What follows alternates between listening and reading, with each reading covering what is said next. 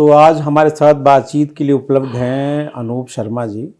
अनूप शर्मा जी का परिचय बहुत शॉर्ट में मैं खुद ही दे देता हूँ। बहराइच के रहने वाले हैं, एक किसान परिवार के हैं। आज चूँकि दौर चल रहा है इंटरव्यू का, यूपीएससी इंटरव्यू का, और जो सबसे ख़ास बात क्या है कि पहली बार जब इन्होंने इंटरव्यू दिया तो इनके 45% नंबर आए, और दूसरी बार जब यूपीएससी में इंटरव्यू दिया तो इनके 80% नंबर आए। तो मैं ये जानना चाहता हूँ कि एक ग्रामीण परिवार का लड़का जिसके आसपास कोई आईएएस ऑफिसर ना हो, दूसरा हिंदी माध्यम का हो, तो 135 नंबर पाना या 45% नंबर पाना बड़ा स्वाभाविक लगता है, लेकिन उस हिंदी माध्यम के छात्र के लिए 80% नंबर पाना बिल्कुल ही अजीब सा लगता है, नेचुरल लगता है।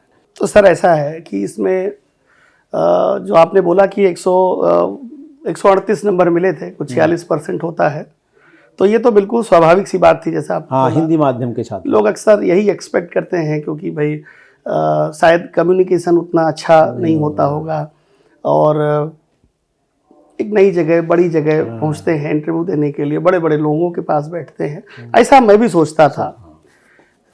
लेकिन जब मैंने पहली बार इंटरव्यू दिया, इनफैक्ट तब भी मैं इन्हीं चीज़ों से इनग्रोस्ड था। लेकिन मुझे ये लगा सर बाद में कि एक्चुअली वो लोग भी, ज़्यादातर लोग उनमें से क्लूलेस थे, क्योंकि सबके पास अपनी अपनी कहानियाँ थी कि बताओ, वो एक सवाल चलता है कि आप ट्रेन से आए हो तो बताओ उस ट्रेन का नंबर क्या था। लेकिन सर मैंने 3 बार इंटरव्यू दिया, मेरे 4 अटेम्प्ट थे, उसमें से मैं पहले ही प्रयास में इंटरव्यू में पहुंचा और उसमें मुझे 138 नंबर मिले थे।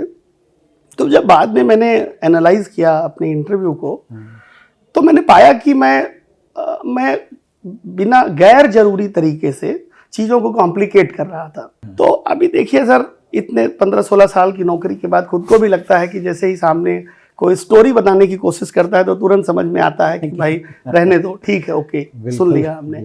तो वैसे ही कुछ स्टोरी मैंने भी बनाई सर। वो स्टोरी मेरी तो चलनी भी नहीं थी और चली भी नहीं। इसके अलावा भी इंटरव्यू में मेरी अंडरस्टैंडिंग की थोड़ी कमी रह गई सर। उस समय मैं समझ ही नहीं पाया कि वास्तव में इंटरव्यू है क्या, और मेरी आपसे भी नई नई बिल्कुल जान पहचान थी, तो मुझे भी बहुत संकोच था कि मैं 1-to-1 कितना ज़्यादा पूछूं, कितना ना पूछूं। तो मैं थोड़ा इल प्रिपेयर्ड था। एक्चुअली इंटरव्यू में बहुत ज़्यादा पढ़ने की ज़रूरत नहीं थी, और किताब कापी में मैं ज़्यादा लगा रह गया और अपनी तैयारी में कम कर पाया, अपनी तैयारी, मेंटल तैयारी।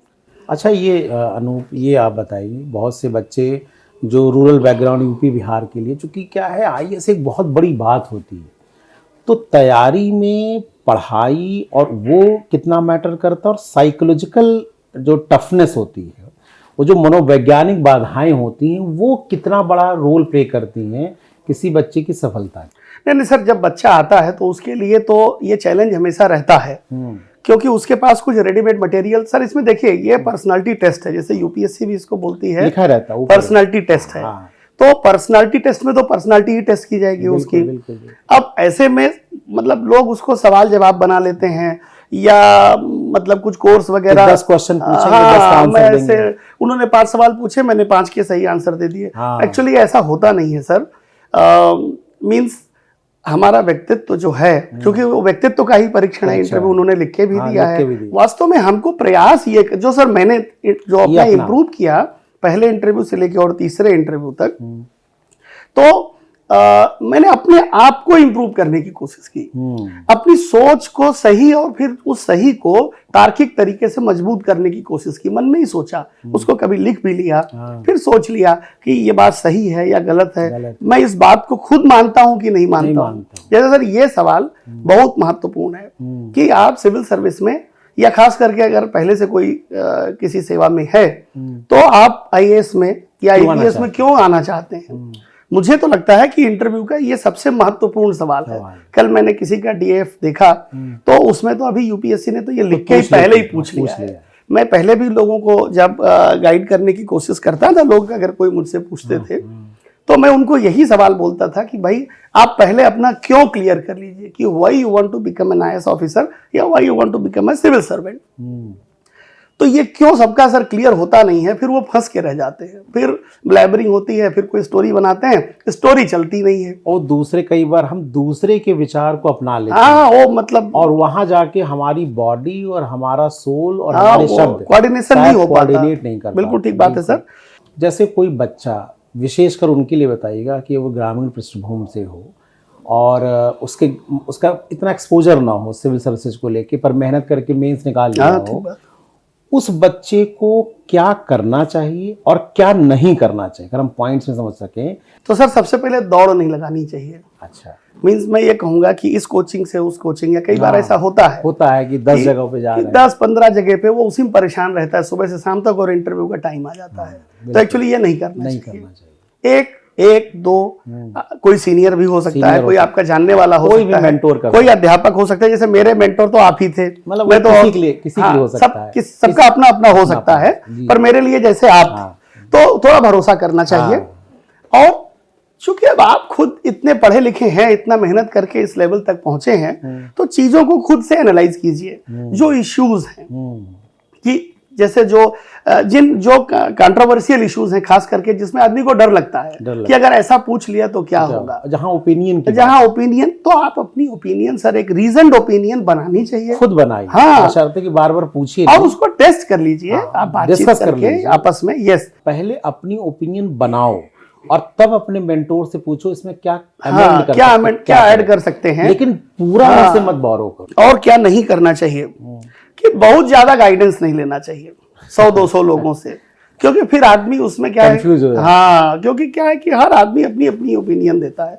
अब 100 ओपिनियन आपके पास है, समय तो कम ही है। अब 100 ओपिनियन को एनालाइज करके एक ओपिनियन बनाना तो थोड़ा कंफ्यूजिंग हो जाएगा, तो ये नहीं करना चाहिए।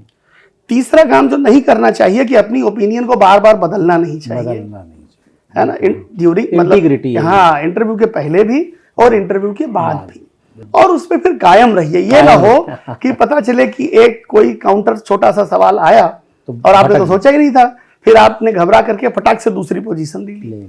तो मेरा मतलब यह है कि जब आप पोजीशन बना रहे हो इन महत्वपूर्ण इश्यूज पे, तो पहले ही अपनी ओपिनियन अच्छी बना लीजिए। बिल्कुल सही, है ना सर।